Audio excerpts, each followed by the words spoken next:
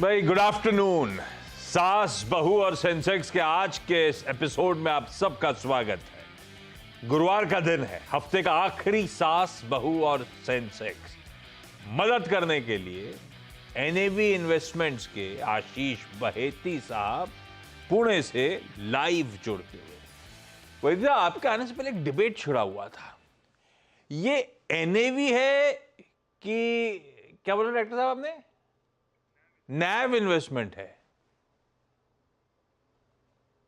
और एनएवी दोनों ही चलेगा।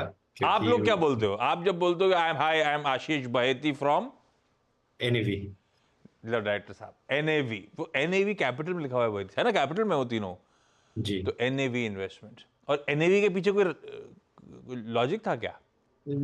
आशीष जी, मेरे डैड और मॉम का नाम और मेरा नाम और मेरी वाइफ का नाम तीनों के कॉम्बिनेशन आ रहे हैं। पर तो तीन ही अल्फाबेट हुए ना जी, सबके नाम निर्मल, आशीष और विद्या तीनों कंबाइंड हो जाता है। अरे वाह। एनएवी इन्वेस्टमेंट्स के बहेती साहब मदद करने के लिए तैयार हैं। कुछ ही देर में बहेती साहब के पास चलते हैं। पहले जरा सा इस शो सास बहू और सेंसेक्स में अगर आप शिरकत करना चाहते हैं तो कैसे रीच आउट करें, वो तरीके आपको आपकी स्क्रीन पे इस समय नजर आएंगे। रीच आउट करिए, चाहे वो अलग अलग प्लेटफॉर्म्स हैं, हमारी टीम्स आपसे कांटेक्ट करेंगी और फिर अपन लोग किसी दिन मुलाकात करेंगे। लाइए भाई, एक्सपायरी का दिन है, मंथली एक्सपायरी का, और भारतीय बाजारों में वो उफान जो मचा हुआ है कंटिन्यू करता हुआ, गजब का मोमेंटम। और इसी हफ्ते की शुरुआत में सुबह मुनाफे की तैयारी में चर्चा हो रही थी। इन ऑल लग रहा है जिस तरह का मोमेंटम पकड़ा है कि शायद एक्सपायरी के दिन 24,000 आपको आपकी स्क्रीन पे देखने को मिलेगा। भाई साहब, आज के हाईज 24,015, नए रिकॉर्ड उच्चतम स्तर माउंट 24 के भारतीय बाजार ब्रीच करते हुए इस तरह का मोमेंटम बना हुआ है।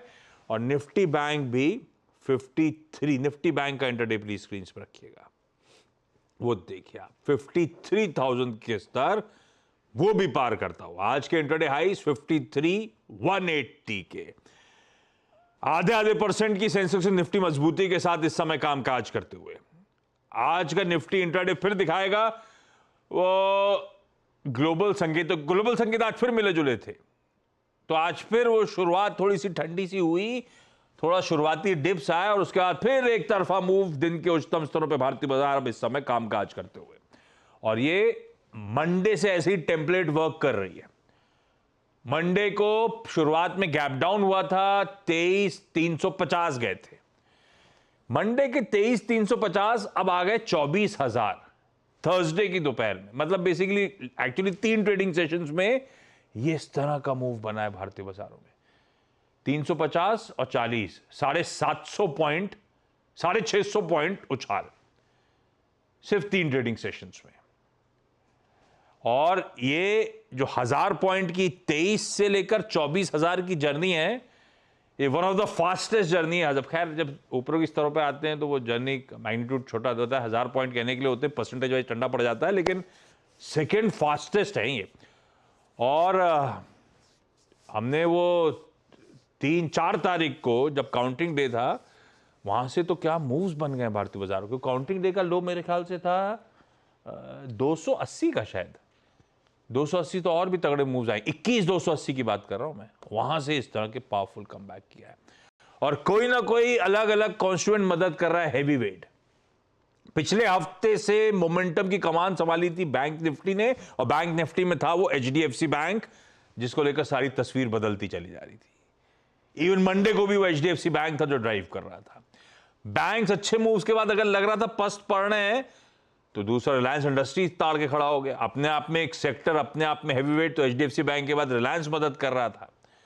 और सिर्फ रिलायंस ही नहीं रह रहे कि बाकी कॉन्स्टिट्यूएंट भारतीय एयरटेल, ये सब भी मजबूती के साथ कामकाज करते रहे, अलग अलग पॉकेट्स। और आज फिर से आप एक काम करिएगा, निफ्टी कंट्रीब्यूशन प्लेट दिखाइएगा, तो इन सब के साथ साथ अब वो आईटी भी मूव करता हुआ, इन्फी टीसीएस आपकी स्क्रीन पे आपको नजर आएंगे, बढ़िया मूव्स डिलीवर कर रहे हैं।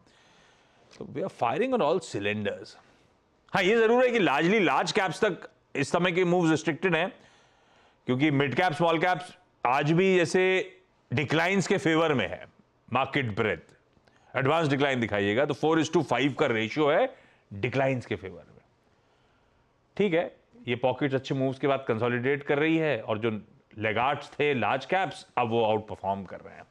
इस तरह की तस्वीर भाई साहब। लेकिन where are we headed to? क्या होगा निफ्टी में, क्या करोगे आप लोग, क्या पोजिशनिंग है? 24,000 क्रूशियल क्रिटिकल इसीलिए कि पिछले कुछ दिनों से जब वीरू अपना वो पिरामिड दिखा रहे हैं 24,000 के, आपने देखे होंगे वो क्या एक्टिव कॉल राइटर्स का जोन है। तो उसके आसपास एक बार वो निकल जाता है तो बात अलग है। अभी वो एक बड़ी अड़चन है जिसके इर्द गिर्द ही भारतीय बाजार तने खड़े हुए नजर आ रहे हैं। भाई साहब, कुछ वीकन हुआ है वो कॉल राइटर या डटा खड़ा हुआ है? क्या अप्रोच रखोगे निफ्टी पे आप? आशीष जी, बहुत स्ट्रॉन्ग स्ट्रक्चर बना हुआ और जिस हिसाब से सेक्टर रोटेशन बन रहा है निफ्टी में वो काफी इंप्रेसिव है। ये जो 24,000 वाले कॉल राइटर्स है ये तो जरूर ट्रैप होते हुए देखने मिल रहे हैं, और जिस हिसाब से 24 अभी जुलाई में भी 24,000 में कॉल राइटर्स है, हमें लग रहा है कि वो भी ट्रैप होते हुए दिख रहे हैं। करीब करीब 25 लाख कॉल राइटर्स के आउटस्टैंडिंग पोजीशन है। हमें लग रहा है कि यहाँ से अभी अब एक्सपायरी की रनअप तो खत्म हो चुकी है, लेकिन अब बजट की रनअप यहाँ से चालू होने वाली है और यहाँ से भी निफ्टी में काफी अच्छा स्ट्रक्चर दिख रहा है। हमें लग रहा है कि जिनके पास भी निफ्टी पोजिशनली लॉन्ग है बने रहे, सिर्फ जो स्टॉप लॉस है उसे बस ट्रेल करके ऊपर लेते हैं और कोई भी डिप आए तो निफ्टी में उसमें खरीदारी की सलाह है। जो स्टॉप लॉस अब इसमें मेंटेन करना हो 23,800 के करीब का एक एसएल मेंटेन करे और निफ्टी में लॉन्ग की तरफ बने रहे। ओके, लॉन्ग की तरफ बने रहे भाई।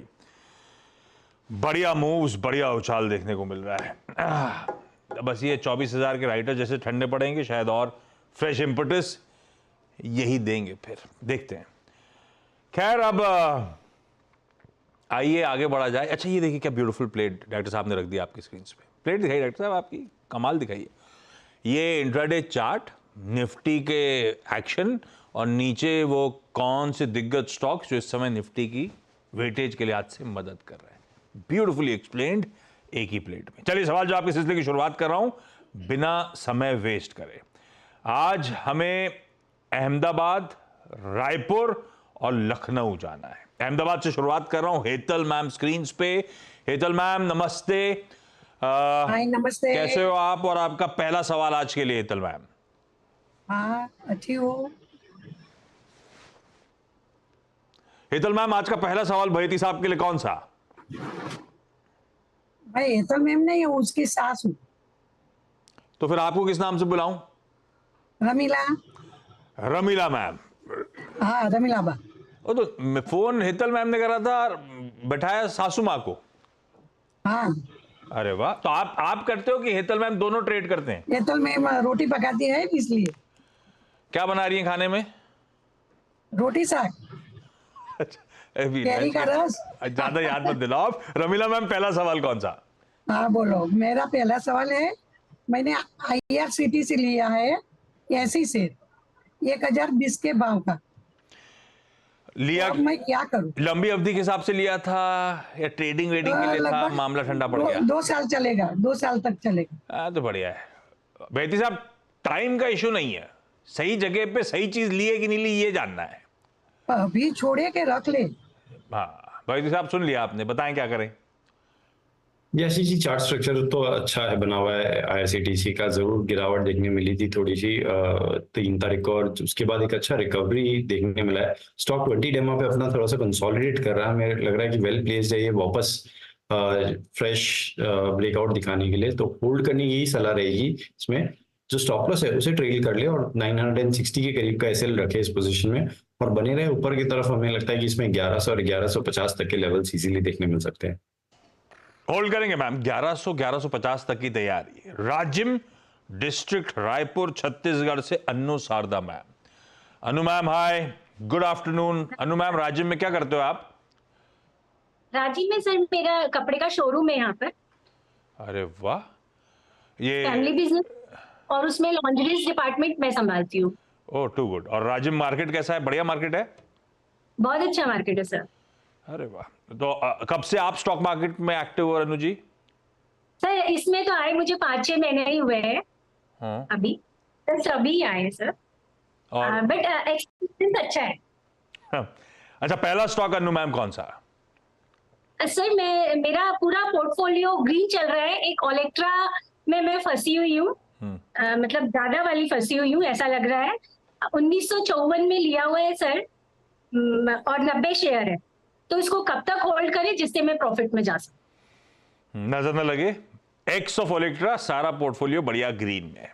बैती साहब, ये जो दर्द कर रहा है थोड़ा सा, 1955 की खरीद है ओलेक्ट्रा की, क्या करना चाहिए? 150 रुपए का लॉस हो रहा है अन्नू जी को।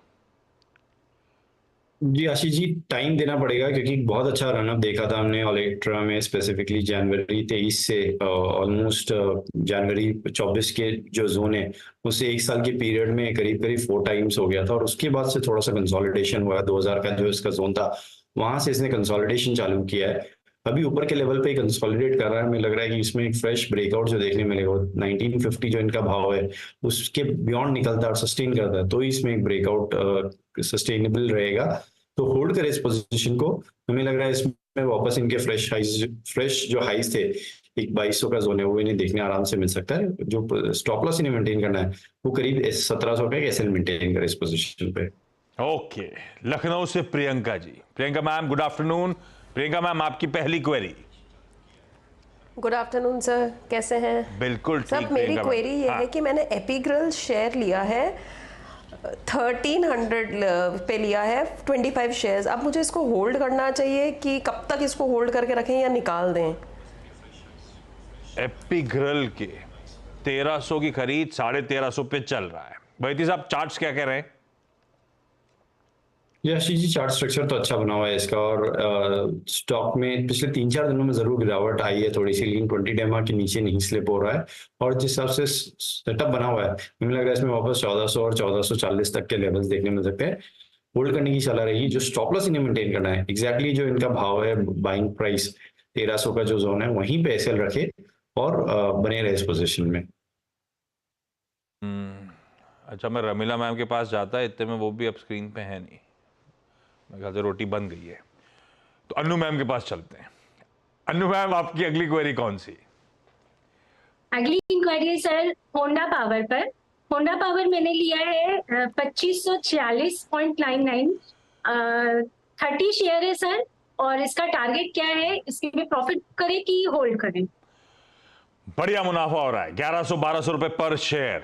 क्या सही समय, कौन सा सही समय है मुनाफा बांधने का? बने रहे बैती साहब, और दम कम है, पार्शियल प्रॉफिट बुकिंग करें, कैसे अप्रोच करें स्टॉक को आप?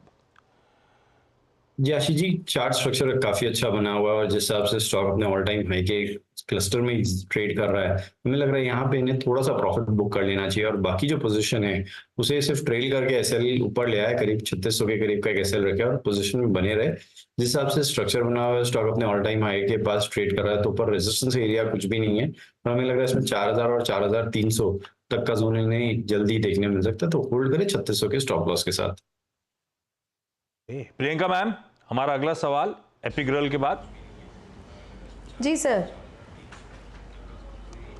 सर मेरे पास में सेकंड शेयर जो लिया हुआ है वो आदित्य बिरला सन लाइफ लिमिटेड एएमसी वाला है। उसको मैंने 660 पे लिया था, आपके 50 शेयर्स। अभी तो वो लॉस में जा रहा है, समझ में नहीं आ रहा है कुछ। पर लिया लॉन्ग टर्म के लिहाज से था मैम? सर अब एक्चुअली कंफ्यूज हो गई हूँ, लिया तो लॉन्ग टर्म के हिसाब से था, पर अब जानना चाहती हूँ कि लॉन्ग टर्म पे रखा जाए कि शॉर्ट टर्म पे रखा जाए, कैसे रखा जाए, कि कहीं और इन्वेस्ट किया जाए। अभी जो बहुत तेजी आई थी उसमें आपने एंट्री कर ली है ना? खैर, बहुत अच्छी एक तरफा मूव्स आए उसके बाद। हाँ जी। अब 10 बार ऐसा नहीं है, कोई भाव के आसपास ही वही थी साहब, पर एक तरफा मूव के बाद क्या करना चाहिए? अभी और दमखम है, कहीं स्टॉप लॉस लगा के बैठूं, या आपका कुछ और व्यू है? जी आशीष जी, इस शेयर ने काफी परेशान किया इन्वेस्टर्स को, क्योंकि जो आईपीओ आया था वो करीब 700 रुपए के रेंज में आया था, और वहां से मैसिव इसमें गिरावट देखने मिली है। ये जो अभी रनअप आया है, क्योंकि इस पूरे ग्रुप में बाइंग इंटरेस्ट काफी अच्छा बना हुआ है, इसीलिए पूरा मोमेंटम बना हुआ है। स्पेस काफी अच्छा है, क्योंकि एएमसी बिजनेस और एएमसी स्टॉक मार्केट के रिलेटेड जितने भी बिजनेस है उनमें काफी अच्छा ग्रोथ और मोमेंटम ऑलरेडी बना हुआ है, तो सेक्टर टेलमेंट काफी स्ट्रांग है। होल्ड करने की ही सलाह है, और क्योंकि इसमें ग्रुप मोमेंटम और सेक्टर टेलमेंट दोनों का ही अच्छा प्ले मिल रहा है, हमें लगता है कि इसमें जो स्टॉप लॉस इन्हें मेंटेन करना चाहिए वो 625 के करीब का एक एसएल मेंटेन करें और इस पोजीशन में बने रहे। इसमें जो बड़ा ब्रेकआउट देखने मिलेगा जब ये अपने आईपीओ प्राइस जो 700 का जो जोन है उसके ऊपर निकल के ट्रेड करेगा, तो फिर इसमें एक अच्छा बड़ा मोमेंटम देखने मिल सकता है। तो होल्ड करें 620-25 के स्टॉप लॉस के साथ। ओके, एक इस नोट पर एक काम करा जाए। रमीला मैम अगर आप सुन रहे हो तो, Annu ji, Priyanka ma'am, thank you so much जुड़ने के लिए। बहती साहब thank you so much queries solve करने के लिए। सॉरी और क्वेरीज ले नहीं पाया थोड़ा सा, क्योंकि मार्केट्स के मूड माहौल के साथ पिछले शो थोड़ा ओवर चला गया था। पर किसी और दिन आप लोगों से वापस कनेक्ट करेंगे और वापस बातचीत कंटिन्यू करेंगे। ब्रेक ले रहा हूं, ब्रेक के उस पार एक quick market check.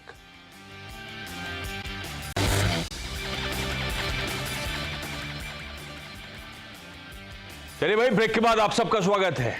As we speak Nifty वापस 24K के ऊपर कामकाज कर रहा है। तो रिकॉर्ड उच्चतम स्तर, साइकोलॉजिकली इंपॉर्टेंट लेवल्स, इन सब छूने के बाद भी ये डेटरेट नहीं है, रह रह के वापस रीटेस्ट कर रहा है, तेजी तूल पकड़ रही है और अब दिख रहा है कि 24,000 के कॉल राइटर्स लड़खड़ा रहे हैं शायद, क्योंकि हम बार बार उस पॉकेट को चैलेंज कर रहे हैं, उस थ्रेशोल्ड को चैलेंज कर रहे हैं। ये देखिए, अब हर टिक नए रिकॉर्ड उच्चतम स्तर, ये मूड है इस समय इंडियन इक्विटीज का, हमारे भारतीय बाजारों का, और कॉन्फिडेंटली कह सकता हूं रिटेल पावर का। ब्रेक के उस पार मिड कैप मंत्र। नमस्कार।